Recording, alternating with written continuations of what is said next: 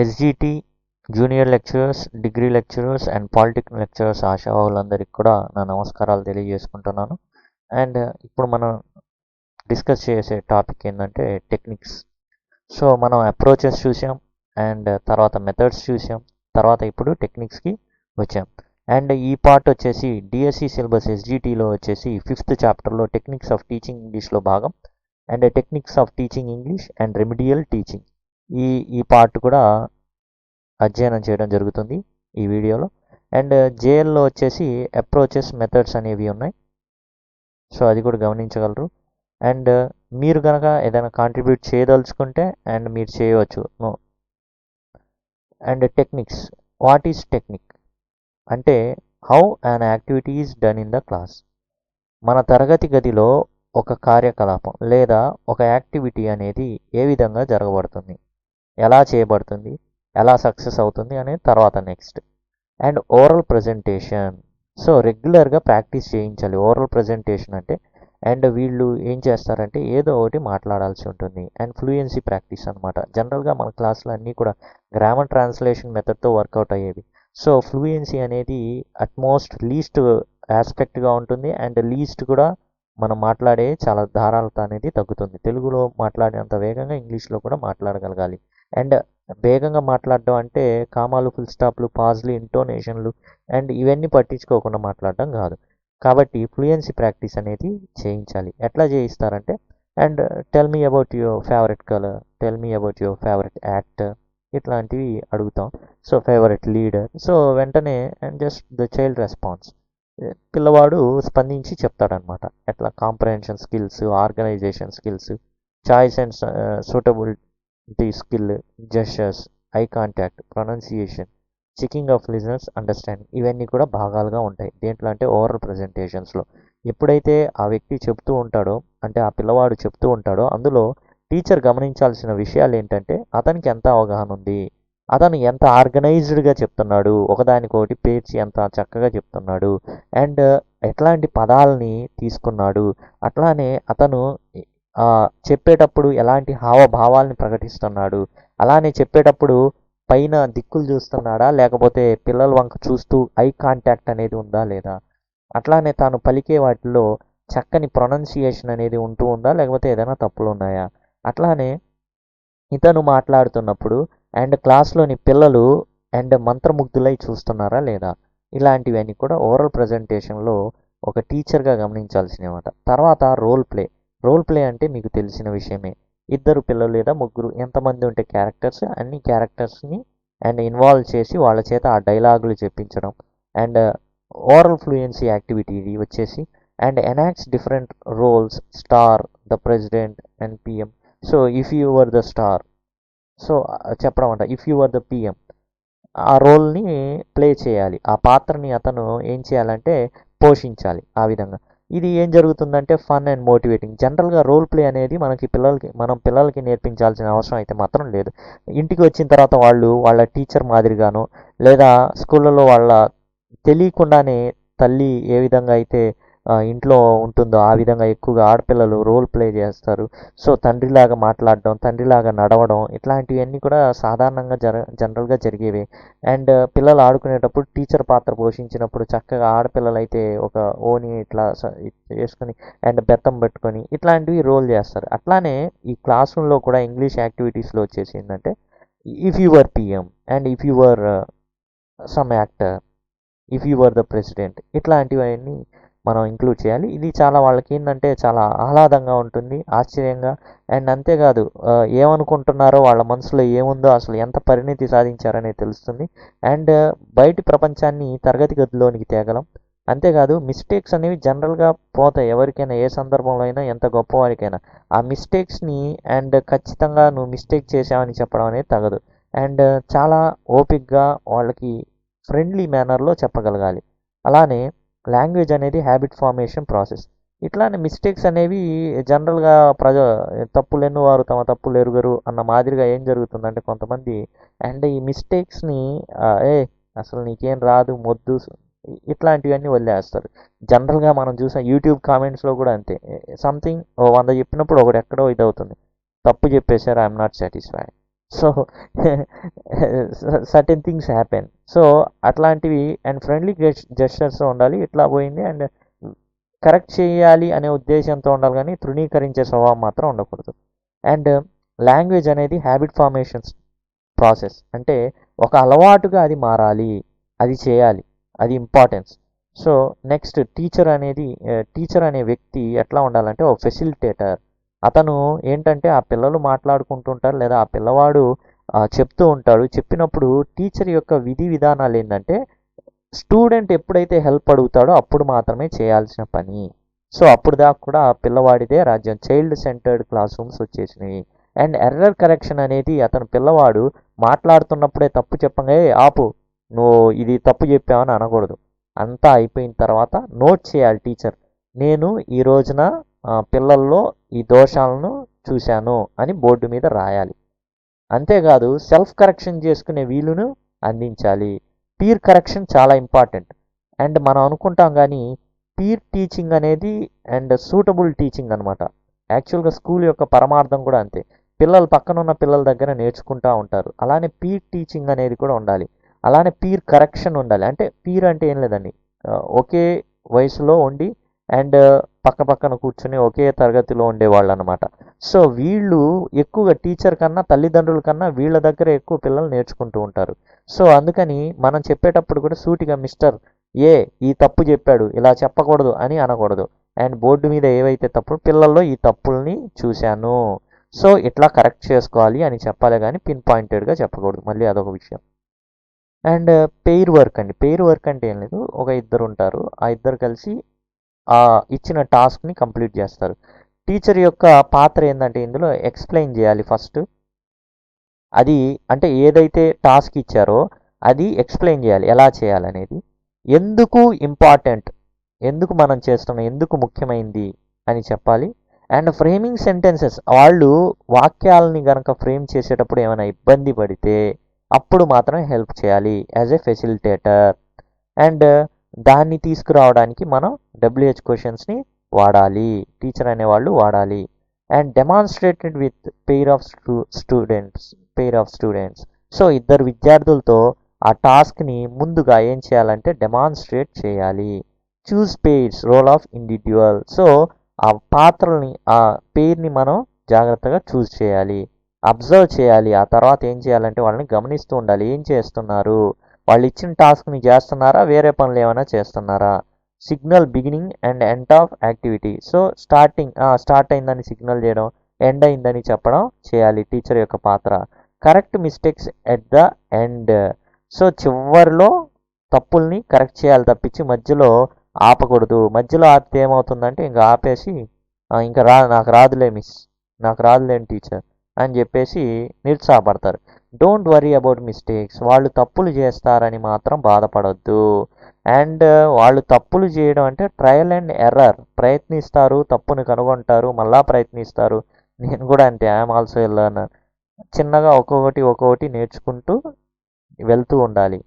And teacher like rubber tube while swimming. ఎలా అంటే teacher అనేవాళ్ళు చూడండి, ఈ యొక్క రోల్ ప్లేలో టీచర్ పాత్ర ఏంటంటే స్విమ్మింగ్ పూల్లో దిగిన పిల్లవాడి యొక్క నడుం చుట్టూ ఉండే రబ్బర్ ట్యూబ్ లాంటిది అని చెప్తున్నాడు అనమాట, కాపాడడానికి ఉపయోగపడేది. తర్వాత డైలాగ్స్ అండి.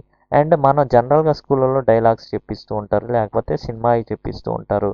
And modelling, learners read dialogue and say the dialogue. So ఒక డైలాగ్ని వాళ్ళు ఏం చేస్తారు అంటే చదివి పైకి చెప్తారు. అయితే ఇవన్నీ కూడా స్క్రిప్టెడ్ డైలాగ్స్ అయి ఉండాలి. సో ఆ విధంగా పిల్లవాళ్ళు నేర్చుకుంటారు ఎలా పలకాలి, ప్రొనౌన్సియేషన్ అవన్నీ. సో ఈ డైలాగ్స్లో introduction, asking for personal information and giving directions ఇట్లాంటివి ఉంటాయి అన్నమాట.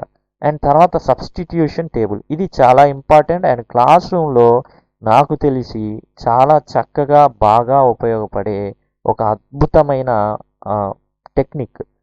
And teachers move from the first step of presentation to next step practice. Important phase, ఈ ఫేజ్ చాలా ఇంపార్టెంట్. ప్రజెంటేషన్ అనే ఈ యొక్క ఫేజ్ నుంచి ప్రాక్టీస్ చేయించడం అనే ఫేజ్లోకి మనం వెళ్తాం సబ్స్టిట్యూషన్ టేబుల్తో. ఈ సబ్స్టిట్యూషన్ టేబుల్ వచ్చేసరికి చాలా జాగ్రత్తగా మనం ఏంటంటే చూస్ చేసుకోవాలి. పిల్లలకి ఉన్న డౌట్లు ఏంది అవన్నీ తీర్చగలదా లేదా సబ్స్టిట్యూషన్ టేబుల్. సో ఆ విధంగా మనం చేయాలి. ఇది ఫర్దర్గా మీకు వస్తుంది. అండ్ సబ్స్టిట్యూషన్ టేబుల్ ఇవన్నీ ఏంటంటే సింపుల్ వరుసగా ఉంటాయి. I we you they he she it అని ఉంటుంది. అండ్ ఒక పక్కేమో వెర్బ్ ఒకటి పెట్టుకుంటాం. Verb helping verb I am, హీకి షీకి ఈజ్ వస్తుంది, ఇట్కి ఈజ్ వస్తుంది ఈజ్, వి యూ దేకి ఆర్ వస్తుంది కాబట్టి ఆర్ అని ఉంటుంది. అండ్ జస్ట్ ఇక్కడ ఒక ఆబ్జెక్ట్ ఉంటుంది, దాన్ని డ్రిల్ చేపిస్తాం. అండ్ పదాలు సెంటెన్సెస్ రాయడానికి కూడా ఉపకరిస్తుంది. అండ్ లాంగ్వేజ్ గేమ్స్ అండి. అండ్ లాంగ్వేజ్ గేమ్స్లో వచ్చేసి మనం పిల్లలకి టంగ్ ట్విస్టర్స్ అంటే నాలుక జనరల్గా వాళ్ళకైనా మెలి తిరగదు అనమాట. సో నత్తిలాగా మాట్లాడడం ఇట్లాంటివి కొన్ని ఉంటాయి. స్టార్టింగ్లో కొంతమంది స్పష్టంగా మాట్లాడుతుంటారు అండ్ కొంతమంది మాట్లాడలేరు. సో అలాంటి వాళ్ళు ఏంటంటే టంగ్ ట్విస్టర్స్ కనుక ఇస్తే అండ్ వాళ్ళు చక్కగా ఆ, చక్కగా వాళ్ళు నాలుక అనేది మడత పెట్టుకొని ఎట్లయినా చక్కగా మాట్లాడే విధంగా ఉంటుంది. సరే మీకోసం ఒక టంగ్ ట్విస్టర్ చెప్తాను మీకు అవగాహన కావాలని. And don't trouble the trouble until the trouble troubles you, if you trouble the trouble the trouble troubles you more trouble. So ఇది టంగ్ ట్విస్టర్ అండి, మీకు అర్థమైపోయి ఉంటుంది ఈ పాటికి. అండ్ క్రాస్ వర్డ్ పజిల్స్ కూడా తెలుసు, మనకి న్యూస్ పేపర్ వాటిలో ఇస్తుంటారు. రైమ్స్ అండ్ రిడిల్స్ అనేది యాడ్జెక్టివ్స్ని టీచ్ చేయడానికి చక్కగా మనం ఉపయోగించుకోవచ్చు. బ్లూ బాల్, రెడ్ బాల్ ఇలాంటివన్నీ రైమ్స్ కొన్ని ఉంటుంటాయి. అండ్ రిడిల్స్ అంటే పొడుపు కథలు, వాటి ద్వారా యాడ్జెక్టివ్స్ అనేది నేర్పించుకోవచ్చు పిల్లలకి అనేసి ఉంది టెక్స్ట్ బుక్లో. So that is what I presented here. Thank you. And techniques తర్వాత మనకున్న ఈ యొక్క 5th చాప్టర్లో ఉన్న అంశం ఏంటంటే అండి రెమిడియల్ టీచింగ్. రెమిడియల్ టీచింగ్ అంటే ఏంటంటే అండ్ పిల్లవాడు తన కోర్సులో వెళ్తూ ఉంటాడు, కానీ ఆ కోర్సు ఏదైతే ఆ మార్గంలో సరిగ్గా అనుకున్న లక్ష్యాన్ని సాధించలేడు. ఎప్పుడైతే కొన్ని లక్ష్యాలు సాధించడు, కొన్ని లక్ష్యాలు సాధించలేడు, అలాంటి వ్యక్తిని ఇప్పుడు ఏం చేయాలి? ఆ కోర్స్ నుంచి తప్పించాలా, లేకపోతే ఆ కోర్సులో కంటిన్యూ చేయాలా? ఆ కోర్సులో కంటిన్యూ చేస్తే ఫర్దర్గా కొనసాగలేడు అన్న పక్షంలో ఏం చేయాలి అంటే రెమిడియల్ టీచింగ్. అతనికి మరలా ఏదైతే కోల్పోయాడో తనని రెమెడీగా కొంత పార్ట్ చెప్పడానికి ఉపయోగిస్తారు ఈ రెమిడియల్ టీచింగ్. ఎట్లా అంటే ఒక సందర్భం ఇచ్చే English medium students fail to right in English without grammatical errors. English medium students జనరల్గా మాట్లాడతారు, ఎందుకని? And situation is created in class rooms. Situation అనేది ఆ సందర్భం అనేది క్లాస్ రూమ్లో పెడతారు. సో మాట్లాడతారు, కానీ అన్ని గ్రామర్ మిస్టేక్స్ ఉంటాయి. ఆ గ్రామర్ మిస్టేక్సే రిటర్న్ ఫామ్లో కూడా రిఫ్లెక్ట్ అవుతుంది. అప్పుడు ఆ సందర్భంలో రెమిడియల్ టీచింగ్ స్టార్ట్ చేస్తాం. ఏంటి అంటే ఆ పిల్లవాడు ఏ తప్పులు చేస్తున్నాడు, గ్రామర్లో ఏ తప్పులు చేస్తున్నాడు, దానికి సంబంధించిన ఎక్సర్సైజెస్ని మనం ఫ్రేమ్ చేసుకొని అండ్ పిల్లవాడికి చెప్పి కరెక్ట్ ఫామ్ అది. అప్పుడు అతను ఏం చేయాలి అంటే ఆ టెస్టులకి పెట్టినప్పుడు ఏమవుతుందంటే అతను చక్కగా ఇంప్రూవ్ అయ్యే అవకాశం ఉంటుంది. అండ్ నాన్ డిటెక్షన్ స్కీమ్ అనేది రావడం, ఓవర్ క్రౌడెడ్ క్లాసెస్, ఈ రెండు కూడా అవడం వల్ల మనకేంటంటే పిల్లల్లో రావాల్సిన సామర్థ్యాలు రావట్లేదు. ఇంతకుముందు 7th క్లాస్లో పబ్లిక్ ఎగ్జామ్స్ ఉంది. 7th క్లాస్ పబ్లిక్ ఎగ్జామ్స్ అనగానే 5వ క్లాస్లో వాళ్ళు రాకపోయినా ఏదో కష్టపడి 6వ తరగతి 7వ తరగతి నేర్చుకొని ఎగ్జామ్ రాసేవాడు. కానీ ఇప్పుడు ఏం జరుగుతుంది అంటే నాన్ డిటెన్షన్, పిల్లవాడు బడికి రాకపోయినా సరే అతని ఏ క్లాస్లో కూడా అంతే ఉంచకూడదు. అంటే ఒక వ్యక్తి 2వ క్లాస్ మొత్తం రాలా, అయినా 3వ క్లాస్లో వేయాలి. 3వ క్లాస్ కూడా రాడు, ఎందుకని? 2 నుంచి 3కి సునాయాసంగా అతను వచ్చేసాడు కాబట్టి, ఇంట్లో వాళ్ళు చాలా తెలివిగల్లోళ్ళు కాబట్టి 3వ క్లాస్ కూడా అలా జాయిన్ చేస్తారు. ఒక 10 రోజులు వస్తాడు, తర్వాత నుంచి రాడు. తర్వాత ఇతన్ని మళ్ళీ 4th ప్రమోట్ చేస్తారు. ఇక మామూలు అన్నీ తెలిసిందే, చక్కగా పనులకు తీసుకెళ్తారు. 4th 5th 6th 7th ఇంకా ఇంతే. ఓ 10 రోజులు వస్తాడు, మానేస్తాడు. లేదా రావాల్సిన ఏదైతే కనీస రావాల్సిన రోజులు 190 రోజులు 170 రోజులు రావాల్సిన ఒక వ్యక్తి రాడు, ఒక 50 రోజులు ఏమో వస్తాడు స్కూల్కి బోర్ కొట్టినప్పుడు. సో ఇట్లాంటివి జరిగినప్పుడు ఈ డిటెన్షన్ అనేది లేనప్పుడు, నాన్ డిటెన్షన్ ఉన్నప్పుడు ఏం జరుగుతుంది అంటే ఈ విధంగా జరుగుతుంది. ఎవరికి అధికారం లేదు అతను ఆపడానికి. ఒకవేళ ఒక వ్యక్తి అంటే జనరల్గా మనకున్న రూల్స్ చెప్తున్నాను అండి, ఏపీలో రూల్స్, ఇవి కూడా మీకు ఉపయోగపడతాయి ఎగ్జామ్కి. అండ్ ఒక వ్యక్తి 11 ఏళ్ళు ఉన్నప్పుడు వచ్చి నేను స్కూల్లో జాయిన్ అవుతానంటే మీరు స్కూల్ నుంచి నేను ఇవ్వను, నీకు 11 ఏళ్ళు వచ్చేదాకా నువ్వేం చేస్తున్నావు, గాడిదలు కాస్తున్నావా, అసలు నేను స్కూల్లో చేర్పించుకోను అని అనడానికి వీలు లేదు. ఏం చేయాలి? ఆ 11 ఏళ్ల బాలుడిని అతని వయసుకి తగినట్లుగా 5 ఏళ్ళప్పుడు 1st క్లాస్లో అంటే 11 ఏళ్ళప్పుడు 6వ క్లాస్లో ఉంటాడని అని ఉంటే 6వ క్లాస్లో అతన్ని చేర్పించుకోవాల్సిందే. అది ప్రజెంట్ రూల్ అన్నమాట. ఆ విధంగా సాగుతుంది. అండ్ కాబట్టి ఈ విధంగా ప్రతిదీ కూడా ఇప్పుడు ఆ వ్యక్తి చేరాడు, అతనికి వాళ్ళు కూడా రావట్లే, ఏం చేయాలి? ఏం చేయాలి అంటే అతనికి ఎగ్జామ్ పెట్టుకుంటాం, కేర్ఫుల్ అనాలిసిస్ చేస్తాం, అంటే విశ్లేషిస్తాం అతనికి ఎంతవరకు వచ్చు, అతనికి ఏం రాదు, డయాగ్నైజింగ్ డిఫికల్ట్ ఏరియాస్, అతనికి ఉన్న డిఫికల్ట్ ఏరియాస్ ఏంటి, గుణింతాలు రావట్లేదు అనుకుందాం, అంటే తెలుగులో ఓవర్క అండ్ ఇంగ్లీష్లో అయినా అంతే. రెమెడియల్ మెజర్ అనేది ఒక ఇంగ్లీష్ వరకే కాదండి, తెలుగు, హిందీ అన్ని దరిదాపులుగా తెలుగు లాంగ్వేజెస్ వరకు రెమెడియల్ బాగా ఎక్కువ ఉంటుంది. మ్యాథ్స్ కూడా, మ్యాథ్స్ తర్వాత వచ్చేసి తెలుగు, ఇంగ్లీష్ ఎక్కువగా దీని మీద ఫోకస్ పెడతారు రెమెడియల్ మెజర్స్కి. అండ్ సో అతనికి ఉన్న కష్టమైన ఏరియాలు ఏంటి, దానికి అనుగుణంగా లెర్నింగ్ ఎక్సర్సైజెస్ని అండ్ అతనికి కావాల్సిన ఎక్స్పీరియన్సెస్ ఏదైనా కల్పించడానికి ప్లాన్ చేస్తాం. Plan the learning experience to teach basics చెప్పడానికి ప్లాన్ చేసుకుంటాం. ఈ రెండు కీ ఆస్పెక్ట్స్ అనమాట. అతనికి ఎగ్జామ్ పెట్టుకోవడం లేదా అతను రాసిన ఎగ్జామ్లో మనం జాగ్రత్తగా విశ్లేషించుకోవడం అండ్ కష్టమైన అంశాలని గ్రహించడం అనేది కీ ఆస్పెక్ట్స్. అండ్ తర్వాత learners learn a lot from the peer group. Remedial teaching అని అంటున్నప్పటికీ పీర్ గ్రూప్లో ఎక్కువగా వాళ్ళు నేర్చుకోవడానికి అవకాశం ఉంది. పీర్ అంటే సమానస్తులు అని అర్థం అండి, సమాన వయస్కులు. Keeping slow learners in the bright peer group. And slow లెర్నర్స్ని బ్రైట్ పీర్ గ్రూప్లో పెట్టాలి, కానీ ప్రైవేట్ ఇన్స్టిట్యూషన్స్ పెట్టవు. ఏం చేస్తారు, ఏ అని గ్రేడ్ ఒకటి పెట్టేసి క్లాస్ రూము ఏ అని పెట్టేసి ఏం చేస్తారు, వాళ్ళని ఏ సెక్షన్లో పడేస్తారు. ఏ సెక్షన్లో అంతా బ్రైటెస్ట్ స్టూడెంట్స్ అంతే, బ్రైటెస్ట్ అంతే. ఇక స్లో లెర్నర్స్ అంతా కూడా బి సెక్షన్లు, సి సెక్షన్లు. ఇది కంప్లీట్గా విరుద్ధం. సో స్లో లెర్నర్స్ని బ్రైట్ పీర్ గ్రూప్లో పెట్టుకోవాలి అండ్ యాక్టివిటీ ఓరియంటెడ్గా వాళ్ళకి లెసన్స్ చెప్పాలి, అంటే వాళ్ళ చేత ఏదో ఒక యాక్టివిటీ చేయించగలగాలి. And group discussions benefit slow learners. So వీళ్ళు కూడా బ్రైట్ స్టూడెంట్స్తో కలిపి కూర్చోబెట్టి అండ్ స్లో లెర్నర్స్ కూడా నేర్చుకునే విధంగా వాళ్ళ సలహాలు సూచనలు పీర్ గ్రూప్ నుంచి తీసుకుంటారు. సో వాళ్ళు ఆ విధంగా చేసుకునేటట్లుగా వాళ్ళని ఎంకరేజ్ చేయాలి. కానీ ప్రైవేట్ ఇన్స్టిట్యూషన్స్లో మాట్లాడకూడదు, డిసిప్లిన్, పక్కన ఉంటాడు కానీ చాలా దూరంగా ఉంటాడు అండ్ ఏ విధంగా మాట్లాడడానికి వీల్లేదు. సో కమ్యూనికేటివ్ అప్రోచ్ కానివ్వండి. అండ్ తర్వాత మనకు సిసిఈ మెథడ్ వచ్చిన తర్వాత and pair work, role play, తర్వాత కాన్వర్జేషన్స్, డిస్కషన్స్, ఇవన్నీ కూడా చైల్డ్ సెంటర్డ్, ప్రతిదీ కూడా విద్యార్థి కేంద్రంగా జరిగే కార్యకలాపాలు మాత్రమే. విద్యార్థి తరగతి గది అది, ఉపాధ్యాయునిది ఏమీ లేదు. టీచర్ ఈజ్ జస్ట్ ఆ facilitator and promoter, A rubber tube అంతే, అంతకుమించి ఏమీ లేదు.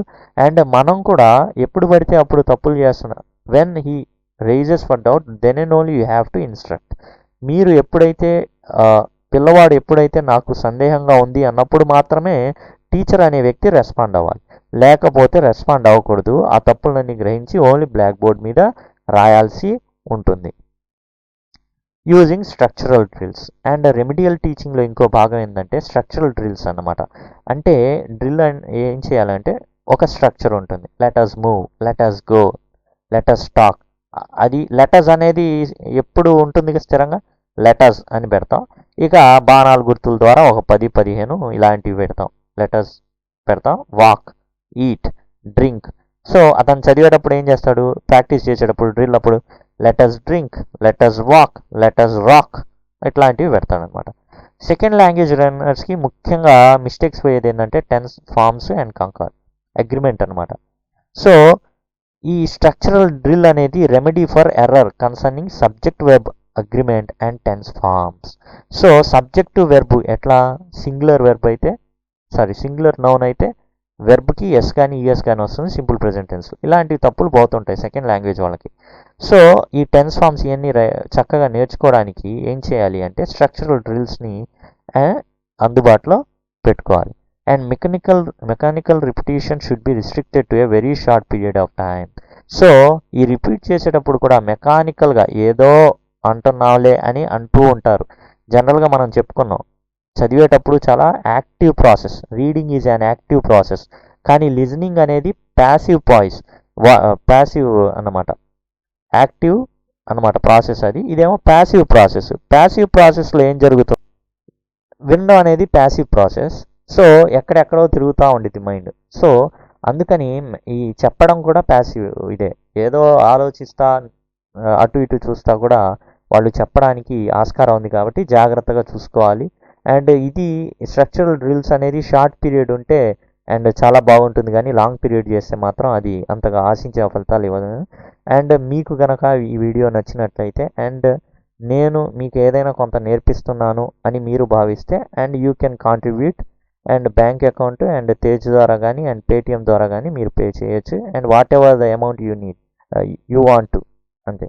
అండ్ మీరు ఈ యొక్క మెథడాలజీ సబ్జెక్ట్స్ అనేవి అండ్ ఒక ఎస్జిటి వరకే పరిమితం కాదు, అండ్ జేఎల్స్కి and polytechnic lecturer and degree లెక్చరర్లు కూడా ఉన్నాయి. కాబట్టి అండ్ జాగ్రత్తగా చూసుకొని నోట్స్ రాసుకుంటే and it will benefit you excellently. And thank you very much అండి. అండ్ మీకు ఈ వీడియో కనుక నచ్చినట్లయితే దయచేసి మీ ఫేస్బుక్ వాట్సాప్ గ్రూప్లో షేర్ చేయండి అండ్ సబ్స్క్రైబ్ చేసుకోండి. And thank you very much.